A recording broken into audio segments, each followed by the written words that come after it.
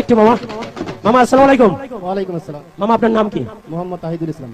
আপনার বাসা কোথায়? বকশীগঞ্জ, বদরগঞ্জ। বকশীগঞ্জ, বদরগঞ্জ উপজেলা। আচ্ছা ধন্যবাদ। মামা আপনি কি করেন?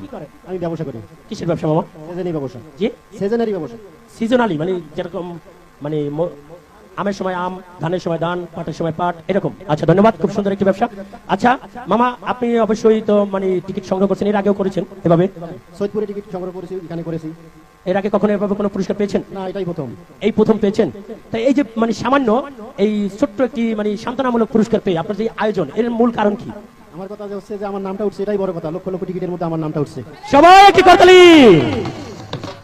আসলে এটাই হচ্ছে বাস্তব যে এখানে হাজারো দর্শক টিকিট কাটে, সেই টিকিটের মাঝ থেকে একজন সঠিক স্বচ্ছ অনুষ্ঠানে তার নাম ওঠে, ভাগ্যবান হওয়াটাই এটা একটা অনেক বড় বিষয়।